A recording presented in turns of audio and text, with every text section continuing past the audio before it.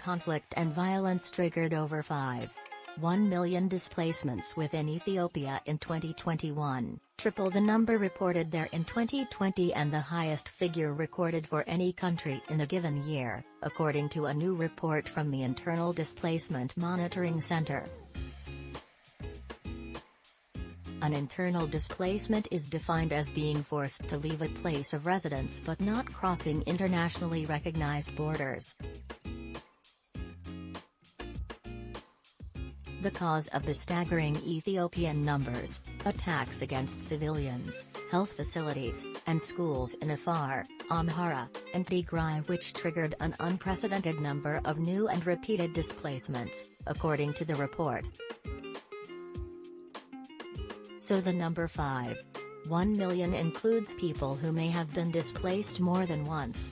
The previous record was 3.5 million for Syria in 2013. The report also indicates there are around 4.2 million internally displaced people, IDP, in Ethiopia.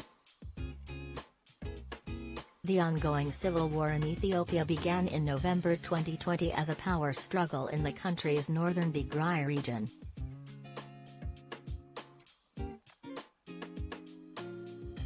The government and its allies, Eritrea and the Amharas, are fighting Tigray's dominant political party, the Tigray People's Liberation Front.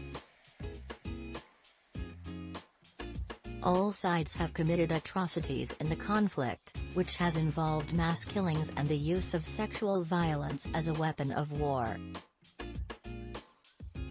A deep humanitarian crisis has resulted, and the UN has said the government has put in place a de facto humanitarian blockade preventing life-saving medicine and food from reaching rebel-held Tigray.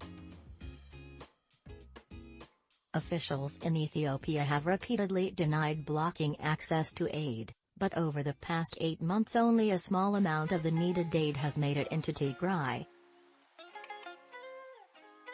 Currently, 5.2 million people in Tigray need food aid.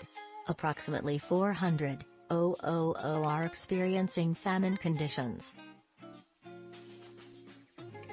Although the government declared a truce in March, a small fraction of much-needed aid, less than 10% by some estimates, has reached Tigray, and the UN is still reporting that access constraints are delaying food distributions.